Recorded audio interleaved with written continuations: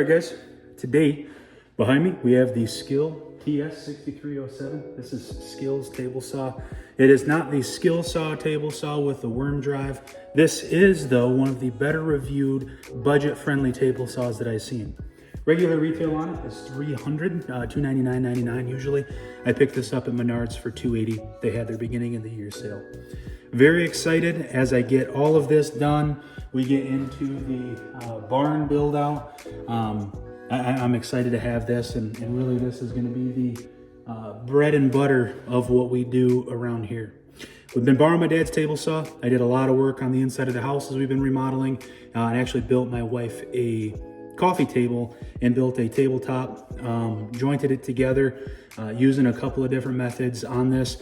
Joints came up okay, but because the fence doesn't stay perfectly square, I've got some gaps in those joints. So I'm very excited about this one. Rack and pinion set, supposed to be very easy to set the blade level, and also supposed to be very easy to set the fence level. Let's get over there and take a look at her.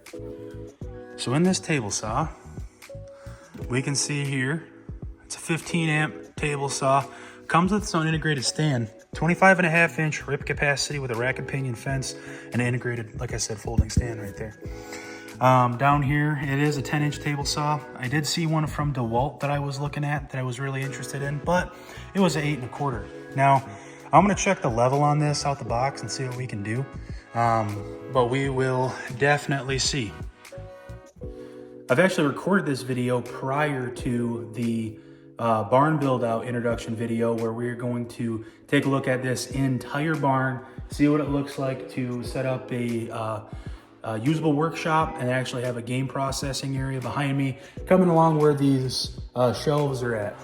However, at this point, I can't get started on any of that without a table saw. So we're gonna look at unboxing this and see what we can do, put it together. How easy is the assembly? What do the features look like? Is there any kind of dust collection as I look at long-term putting a dust collection unit in here?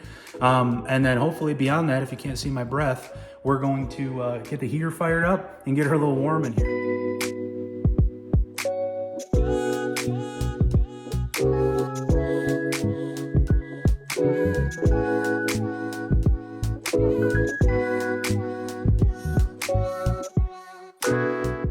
It does come with a 3-year warranty I didn't mention. You can go to registermyskill.com.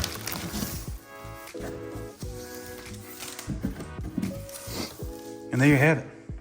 Now here, you can see we got a little push stick. We got the instruction manuals. And then here we got a built-in miter gauge, or included miter gauge, I should say. From everything I've read, these aren't great. Definitely one of the first upgrades I'm gonna make. You can see here it goes up to 60 degrees either way. All right. Back over here, get the blade guard. The riving knife. Let's make this look pretty. We have got our rack and pinion fence set up.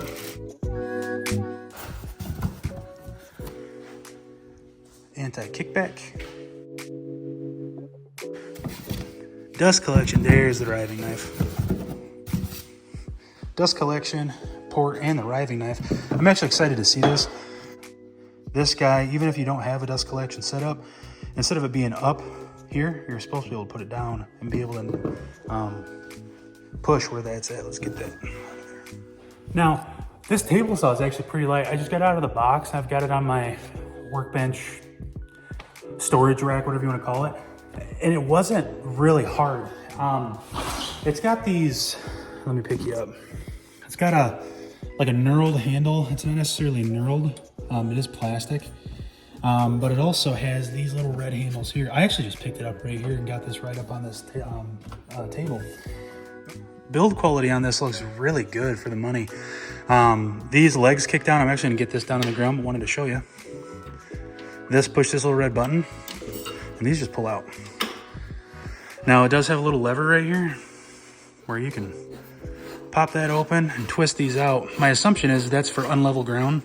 You know, if this is supposed to be a job site saw, not necessarily a in your garage saw. It's gonna work for both. Who really cares? But these should pull out. I'm not gonna mess with that right now. But all these, you can see here, you just push this little red button, pop that right out. Yeah, it's super light. I mean, it's a little awkward, especially when you've got these legs out. And the brand new, so you can tear it up. But let's see what we can come up with, folks. Really nice. Yeah. So here are all of the components that come with this. Of course, you got your instructions. I'm gonna set those aside. We actually are gonna look at those. Here's your riding knife. You got your anti-kickback. Dust collection port, which actually goes on the back side of this. This is your knob for your rack and pinion. And then your blade guard here. Push stick, which from what I saw, conveniently, I think we can store that in here. Yep, goes in, right, like just like that. Doesn't feel, I feel like I'm gonna break something. Don't wanna do that already. What do I got going on here? I don't know, we'll mess with that later. I'll see if I can get that off. Now, one of the things I am gonna make an upgrade on almost immediately is this miter gauge. Miter gauge, from what I've seen online, they're just not great when they come out of the factory. A lot of wobble in here. I mean, you can see that play, right? Even down here, if I'm moving that, I'm gonna wobble this down on this end. You can see a little bit of that play in there. And then here, look at that. I don't wanna be cross-cutting something, putting that through, and then having that wobble. I wanna make sure I've got even, accurate cuts. Let's get that out of the way. I was very surprised on how easy this was to put together. It took me about 15 minutes to get everything set up. Instructions were super easy to follow, not a whole lot of issues. I had a couple of bonehead moments, but really, really easy to get set up. All right, so right out of the gate, a couple of things that I personally don't like about this. It is a 25.5-inch rip capacity, but this is just, it doesn't seem like a lot of room. I mean, I got some plans for a couple of jigs and everything. So, I mean, we'll see how it lasts long term. The other thing is too, is that this is really short. I mean, this is, you know, my belt line is right here. This is really short, so I'm gonna have to build something, you know, a table or whatever else, which shouldn't be too bad because we got those table legs that can come down. A couple features I really do like before we check the square of some stuff. I really like where this push stick holds. Definitely am not going to keep that, you know, really long, but we will see. Other thing I like is this rack and pinion fence setup here. It does have a lock here to be able to lock that down, and that doesn't move. The other thing is that when you lock that, I can use this for micro adjustments. You know, if I wanted to get to 4.5, you know, there I am. But if I'm going from 4.5 all the way down to 16, you know, I can bring it here to 16, and then right there, make my micro adjustments for 16. Now, taking off this blade guard, super easy. You have this push button right here, little finger hole. I just pick that up, pull that right off. Set that to the side. The other thing to take off, if you wanted to go from this to a riving knife, in here, just pop that lever up. Okay, in a vertical position, and then all we do is just kind of whip it out there. Okay, now that's good. Put that back over here. Put this back on. Well, you gotta make sure you lock this down first. This wasn't set at perfectly 0. So you just bring this up here to change your bevel of your blade. And then that has a positive stop at 0, and you just bring that down. The other thing I really do like, I don't have kids or anything else, but this is hard to get up. So if you got kids or, you know, a barn cat or something you don't necessarily trust, it's gonna take a lot to get that out. Really like how where the area for that is. I mean, I could turn this on, come right over here, you know, just sweep across until I find that and pull that out. Really do like that. Let's check level real quick here. Check the level of the blade first. Now, if this is unlevel, you should be able to see some light through. I tell you what, folks, that just ain't too bad. That is level. That's really impressive. Build quality on this is pretty good. I mean, there's a few nicks and scratches. I'm not worried about that. this is a table saw, man. I'm gonna be using this for, you know, cutting. So it's gonna get beat up. I don't really care about that. If you do, I mean, check out, find the one that you like. Let's check the level of the fence here. I don't know why I kept saying level. I should be saying square. We're checking the square, not the level of everything. Everything was very square out of the box. I was very impressed. The only thing that I should have checked that I did not was the miter slot in relation to the blade and to the fence. If your miter slot is out of square, then you need to make some adjustments to either your fence or to your blade. If those are not all three in square, when you use your miter gauge, you are going to be in trouble and have out of square cuts. Changing the blade oil is supposed to be easy. Last thing I want to show you guys, I'll get this all cleaned up, is the dust mitigation. This port, you know, if you have a dust collector, dust extractor, it can go in here, or, you know, you can set this, you're on a job site, you want that to blow that way. You know, if I'm over here, I've got shelves to my right here. I don't want sawdust going over my shelves, so I'm not gonna set it that way. I'm gonna set it this way.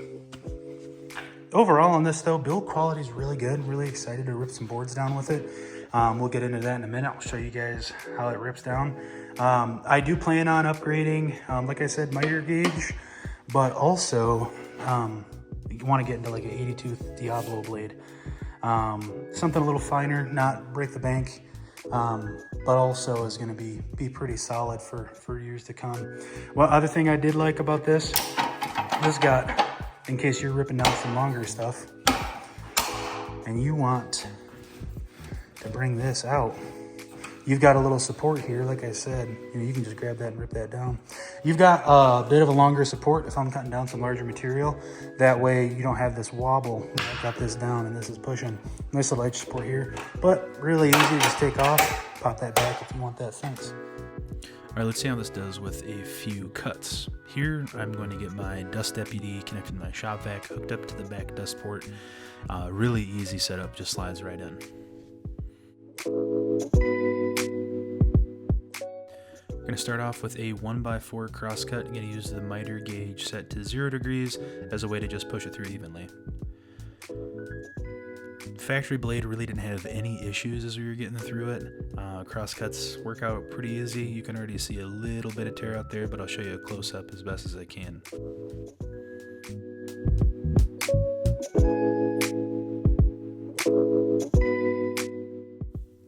Really pleased with how this turned out. A little bit of tear out right there, but we'll be able to get that cleaned up with the sander.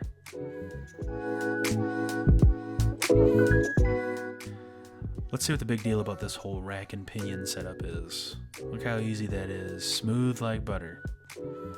From this point, we are going to make some repeated crosscuts on some 1x4 stock using just a scrap piece of wood. Really a $300 table saw, any $300 tool marketed to cut things shouldn't have issues with 1x4, but let's see how it does with tear out, with any burning, whatever else we may find.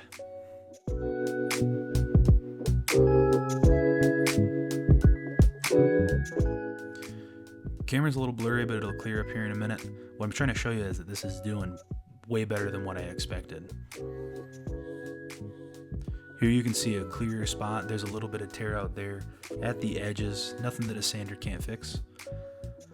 This one here, you'll see me point here in a moment to that kind of torn piece. That was already there, so it's all good. That wasn't due to the blade. Again, a little bit of tear out through this one, but nothing that a sander can't fix. Very impressed so far. This blade is doing even more than what I'm asking it to because I expected some significant tear out, and so far we're just not getting that.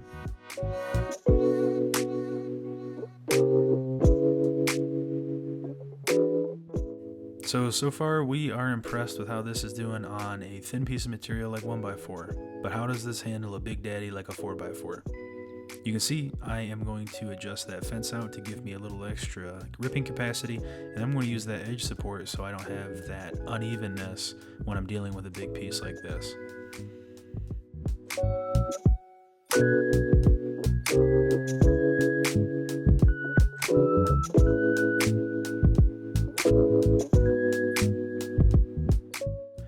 Color me impressed one more time. The blade didn't slow down on this, and I heard minimal bogging from the motor on this thick piece of material. Now this is not treated, this is just a standard piece of 4x4, but thick material nonetheless. Now when I bring this over, you're going to see just a little bit of tear out right there in that small piece that I'll be able to hit with a sander or with a trim saw.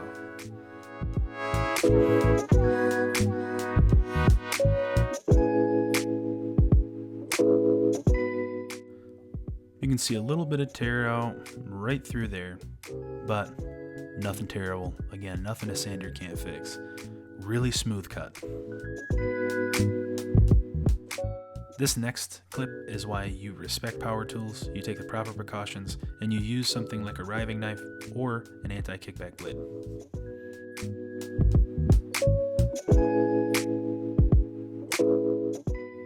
This is very scary. This has never happened to me on a table saw before, and I'm very grateful I wasn't hurt and nothing in the shop was damaged. Use your safety equipment.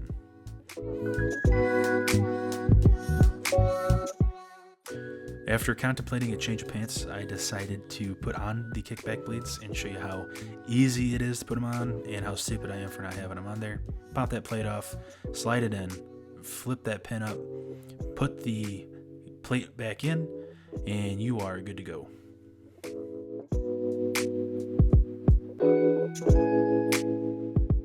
So now that we have that on there, let's see how we can safely rip down a 2x4 to a 1-inch piece of stock. You can see me turn it on, reach over, sweep over, pick up the push stick, and this handles this really nicely.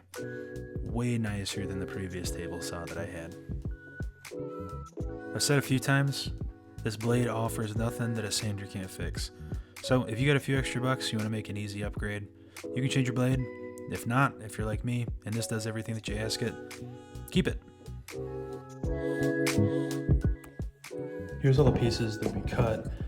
You can see on this guy here, there's a little bit of tear out, but nothing that you can't fix with a sander. And this is off the factory blade. Again, a little bit on this routed piece of scrap. This one looks pretty good, a little bit up there. Again, a little bit right there if you can see it. And then here's the edge of the 2x4 that we ripped down to 2 inches. You can see through here there's a little bit of burning. A little bit, so not great for rip cuts. These cross cuts though, they're not terrible, they're manageable. You get through it. And then here's the two 20.5 pieces that we cut. Pretty accurate on the edges here. Not a whole lot of issues that I can see. Flip this over. There's a little bit of tear out on this one. And then here's that big 4x4 that we cut. Now you can see this edge, pretty smooth, handled it really well.